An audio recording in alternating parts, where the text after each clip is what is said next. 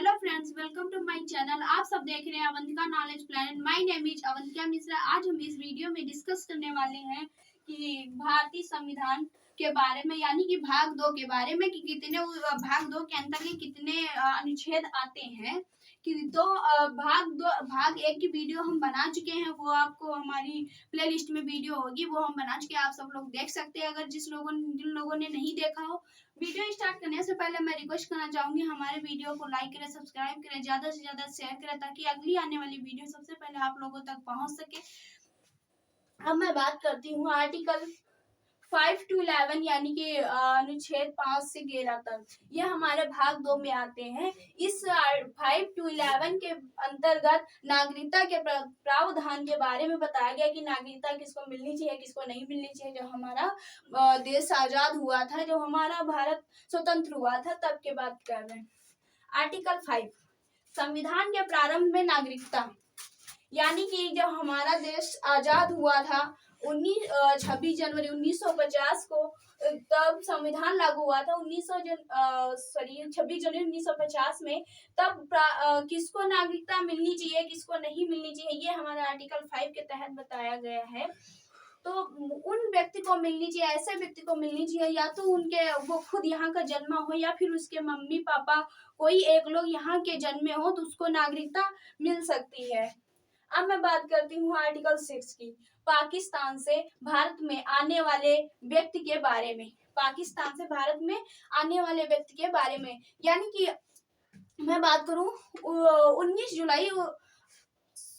जुलाई 1948 में, 1948 से पहले अगर कोई पाकिस्तान से, मतलब पाकिस्तान चला गया हो और उसके बाद में वो आके भारत का नागरिक बनना चाहता है, तो वो बन सकता है, बस अपने आर्टिकल 6 के द्वारा, आर्टिकल 6 के तहत वो पंजीकृत करवाने के बाद में उसकी कम से कम 6 महीने भारत का निवास हो, वो कम से कम 6 महीने भारत का निवासी हो, तो वो नागरिक बन सकता है हमारे यहाँ आर्टिकल 6 के तहत भारत का।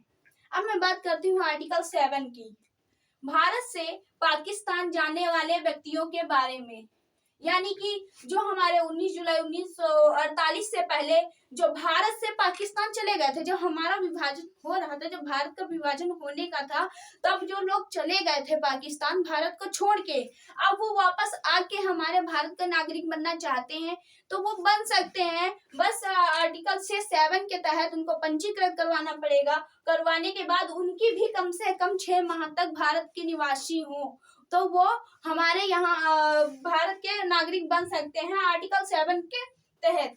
अब मैं बात करती हूँ आर्टिकल 8, भारत मूल के व्यक्तियों के संबंध, यानी कि ऐसे व्यक्ति की बात करूंगी, इसमें बताया गया है आर्टिकल 8 के तहत ऐसे व्यक्ति के बारे में कि उनके मम्मी पापा, यानी कि उनके वंश की बात, उनका वंश यहाँ का हो, अपने इंडिया का हो, और वो चाहे फिर अमेरिका में कहीं भी विदेश में काम कर रहे हो, उनके मम्मी पापा या परदादा कोई भी यहाँ का हो, बस वंश उस व्यक्ति का वंश यहाँ का, अपने इंडिया का हो, और वो काम भले ही विदेश में कर रहे हो। बहुत सारे लोग जॉब करते हैं, डॉक्टर वगैरह सब विदेश में रह रहे हैं, बहुत सारे लोग हैं। अगर वो नागरिक यहाँ का बन सकते हैं, अगर बनना चाहते आते हैं, तो वो यहाँ के नागरिक बन सकते हैं।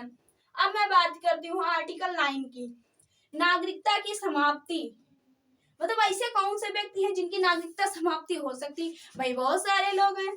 नागरिकता की समाप्ति, अगर कोई हमारे आर्टिकल 9 के तहत नागरिकता की समाप्ति के बारे में बताया गया, जैसे कि अगर ये ऐसे ही बात की जाए, ऐसे व्यक्ति जो जैसे हमारे, मान लीजिए सपोज दैट कि इंडिया और चीन में लड़ाई दोनों के बीच में हो रही है, और ये हमारे यहाँ के लोग अपने यहाँ का साथ न दे करके शत्रु का साथ देंगे, तो उनकी नागरिकता समाप्त कर दी जाएगी। अगर हमारे यहाँ की इंडियन लेडी कोई है और विदेश से शादी कर लेती है, अपने स्वेच्छा के अनुसार नागरिकता, विदेशी की नागरिकता अगर वो मान ले रही है, अगर धारण कर ले रही है, प्राप्त कर ले रही है, तो उनकी अपने यहाँ से नागरिकता समाप्त कर दी जाएगी।